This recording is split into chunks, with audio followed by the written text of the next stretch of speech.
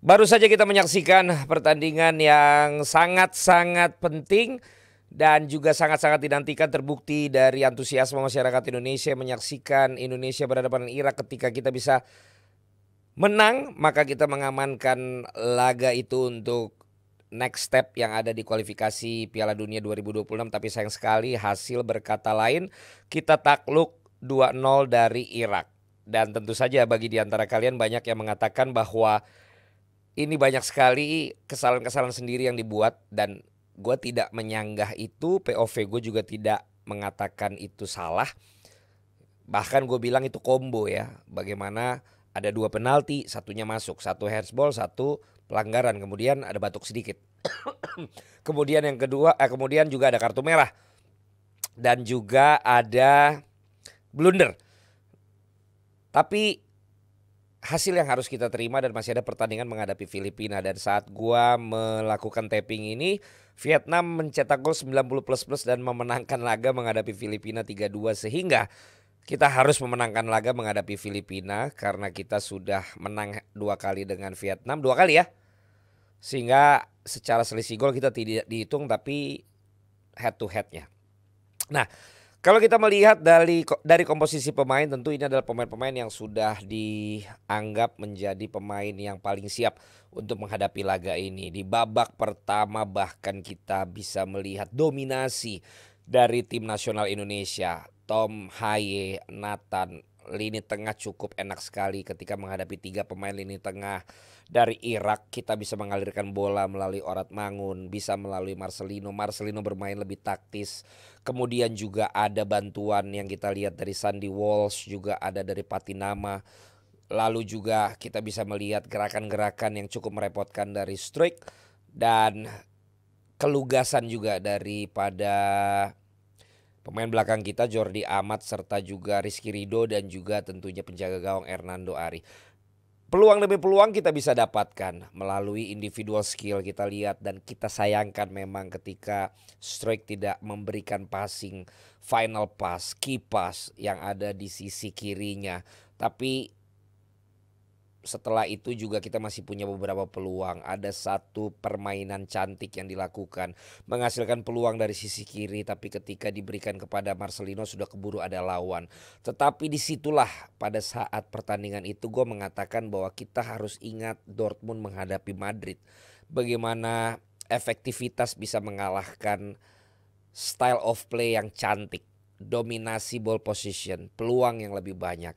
Dan itu yang kemudian terjadi. Apapun itu ceritanya, apakah seperti Madrid melalui tendangan penjuru, ataukah bagaimanapun caranya, ketika memang style of play yang cantik tidak bisa menghasilkan gol, maka momen hukuman bisa datang dari lawan dengan cara yang kita tidak bisa duga. Dan kalau kita berkaca dari pertandingan kemarin, tentu saja kita bisa melihat ketidakberuntungan ketika Hubner mau nyundul tapi malah kena tangan, dan itu menjadi satu tendangan penalti. Dan pada saat penalti juga sudah kebaca tapi masih terlalu kencang dari Hernando Ari lompatannya. Lalu kemudian juga ada satu kesalahan fatal dari Jordi Amat, mengambil satu kali tapi ternyata kalah cepat sehingga dia kena kartu merah. Dan ketika sudah 10 pemain, tentu saja suasana menjadi berbeda. Tertinggal secara skor dan kekurangan satu pemain. Dan ketika kita bisa lihat bagaimana kemudian pemain-pemain cepat dimainkan dan juga andalan lemparan kita Arhan dimainkan, ada perbedaan cara permainan dengan gaya yang lebih cepat dibandingkan dengan yang lebih dinamis dari kaki ke kaki. Namun lagi-lagi seperti Madrid menghadapi Dortmund, ada satu blunder dan itu pun juga mendapat hukuman dari Madrid. Kita pun juga mendapat hukuman dari Irak. Bagaimana satu pelanggaran dari Hernando, untungnya keluar lapangan, tendangan penalti, tapi kedua juga kemudian ada kebingungan dari Hernando antara memberikan passing secara cepat atau memilih untuk menggocek, akhirnya menggocek. Dan ada satu tekanan dari pemain Irak di mana ada dua di sana, satu menekan, satu mengambil bola. Hasil tekanan itu menjadi gawang yang kosong dan 2-0. Tentu saja secara mudah kita bisa mengatakan kok kita banyak sekali melakukan kesalahan sendiri. Tetapi gue pengen kita melihat dari pola pikir yang berbeda. Bagaimana kita secara keseluruhan menginginkan peningkatan kualitas dari style of play. Dan bagi gua untuk hal tersebut kita sudah bisa melakukannya. Kalau dari patokan skor kita tadinya kalah 5-1, kemarin tadi kalah 2-0 dan itu pun dengan kesalahan-kesalahan sendiri. Lalu juga cara bermain di babak pertama sangat rapi, sangat baik, sangat taktis, padu dan merepotkan permainan Irak. Jadi sampai dengan babak kedua sebelum terjadinya tendangan penalti yang menjadi gol itu masih bisa kita lakukan. Dan memang ketika sudah ada satu pemain terkena kartu merah menjadi lebih berantakan. Dan konstelasi permainan juga berubah, seperti saya katakan lagi, Madrid kemudian menjadi a different Madrid. Ini juga menjadi different Irak karena mereka menjadi lebih leluasa untuk melakukan tekanan. Sementara kita mulai bingung apakah mengutamakan all out ataukah kita tetap harus menjaga kerapatan pertahanan. Dan balik lagi ke yang tadi, secara gol kita kalau style ataupun juga gaya permainan jauh sekali sudah peningkatan itu, di mana kita bisa lihat sampai dengan sebelum gol pertama terjadi. Tetapi ketika tujuan kita adalah juga harus meraih kemenangan karena ini merupakan ajang kualifikasi yang membutuhkan kemenangan, disinilah perlunya efektivitas pertandingan. Jadi bagi saya ketika masalah itu bisa menimpa Liverpool, bisa menimpa Barcelona, bisa menimpa Borussia Dortmund yang menguasai pertandingan, yang lebih dominan, yang menghasilkan banyak peluang tetapi kemudian masih kalah. Artinya adalah bahwa ternyata gaya permainan yang cantik, dominan dan juga indah tidaklah cukup jika tidak dibarengi dengan efektivitas untuk bisa mencetak gol. Dan itulah hukuman yang diterima oleh kita ketika ada attention of detail yang kemudian tidak bisa kita lakukan dari 2 penalti yang kita dapatkan, 1 kartu merah dan 1 kali blunder tadi. Dan ini menjadi sebuah hal yang tentu mengecewakan kita, tetapi yang tadi saya katakan, at least paling tidak gaya permainan kita berbeda.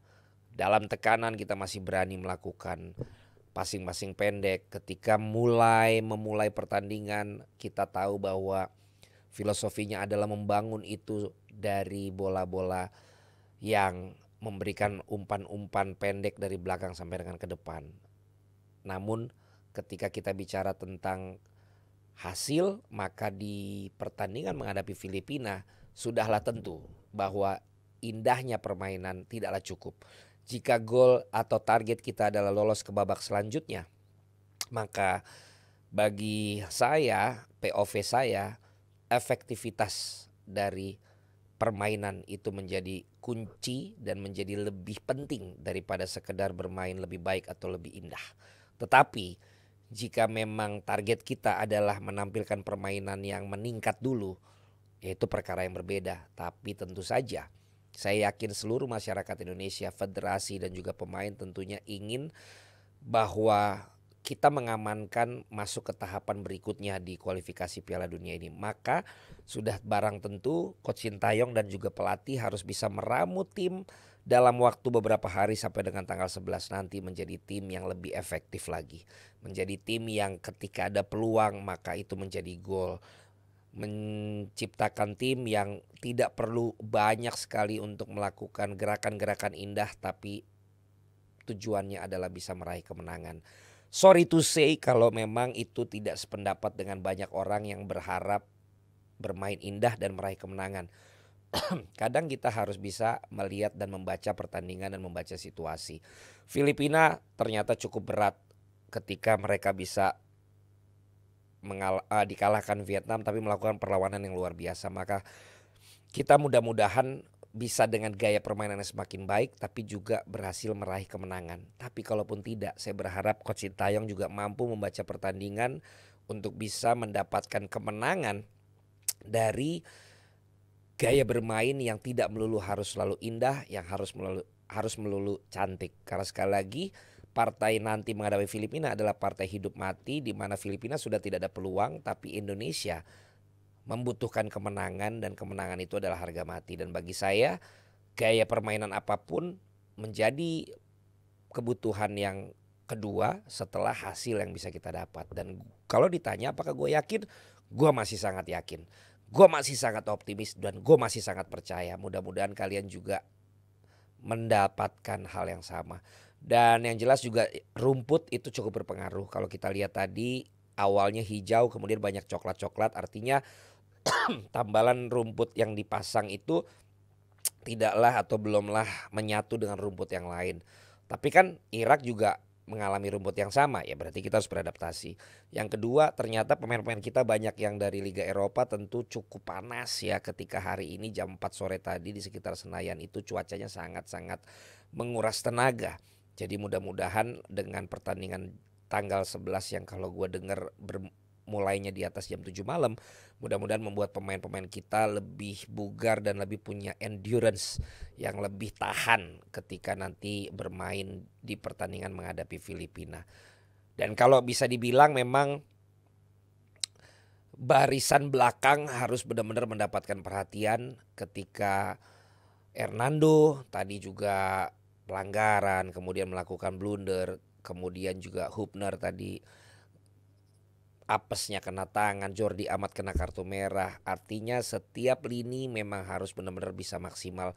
Dan kalau perlu juga bisa di cover oleh teman-teman lainnya. Jay Itzes yang akan tampil nanti, kemudian Verdong yang akan tampil nanti, mudah-mudahan benar-benar bisa menambah kekuatan, amunisi, senjata bagi tim nasional Indonesia menghadapi Filipina. Jadi gua nggak mau bilang bahwa nggak ada kesalahan juga yang dilakukan oleh tim nasional Indonesia. Tapi yang mau gua katakan adalah di luar dari adanya kesalahan tersebut, di luar dari adanya kekalahan yang kita dapatkan, tapi juga tetap kita bisa apresiasi permainan tim nasional Indonesia, terutama di babak pertama. Itu sungguh-sungguh hal yang kita sudah nanti-nantikan dari dulu. Bermain dengan sabar, dengan taktis, dengan bagus, merancang serangan dan menciptakan peluang sampai dengan ke depan. Mudah-mudahan ini seperti GR untuk menghadapi Filipina dengan pola yang bisa seperti itu dan akhirnya bisa mencetak gol. Ingat sekali lagi bahwa Pep Guardiola bahkan mengatakan tiki taka tidak ada artinya kalau akhirnya tidak mencetak gol dan tidak meraih kemenangan. Perubahan ataupun juga gaya yang akan dipilih oleh Coach Sintayong apapun itu tidak akan ada artinya kalau juga tidak berujung kepada kemenangan. Kenapa? Karena sekali lagi dalam hal pertandingan besok kita membutuhkan kemenangan. Mudah-mudahan segala peluang-peluang yang gagal menjadi gol di pertandingan kali ini menjadikan kebalikannya di pertandingan menghadapi Filipina. Evaluasi tentu akan dilakukan oleh Coach Sintayong. Yang penting kita tetap percaya, kita tetap mendukung, kita tidak menghujat, kita tidak menghakimi, dan kita tidak membuat malah pemain-pemain kita tidak percaya diri dan kita hina, kita bikin mereka down. Itu jangan kita buat. Karena seperti dikatakan Firman Utina, Budi Sudarsono waktu kita live reaction, itu kan semua karena kita kalah. Pada saat kita menang, tentu saja hal-hal yang kita lihat tadi itu menjadi tidak akan kita jadikan bahan untuk membuat mereka merasa bersalah. Jadi tetaplah berikan dukungan, tetaplah punya harapan dan tetaplah mendukung Indonesia agar menghadapi Filipina. Ada peluang lagi, kita coba untuk bisa menjalankan peran kita sebagai supporter, memberikan dukungan itu dan membuat tim kita Indonesia bisa memenangkan laga menghadapi Filipina dan lolos ke tahapan berikutnya. Kira-kira itulah apa yang bisa gue katakan. Untuk lini depan gue berharap ada lebih chemistry antara Struijk, Marcelino, Oratmangun. Kemudian juga ada lebih klinis dari penyelesaian-penyelesaian akhir mereka. Ada keberanian dari Tom Haye maupun juga dari Marcelino untuk bisa lebih menjadi second option untuk bisa mencetak gol ketika striker dan lini depan buntu. Tendangan jarak jauh, gerakan yang di luar pikiran kita yang dapat membuat pertahanan Filipina nanti porak-poranda. Bagaimana dengan analisa dan komentar kalian? Silakan tulis di kolom komen dan juga share dengan teman-teman yang lain. Ini adalah akun dari Valentino Jebret. Kalah boleh, menghina jangan, berharap terus untuk pertandingan berikutnya. Sampai ketemu lagi di channel Valentino Jebret berikutnya.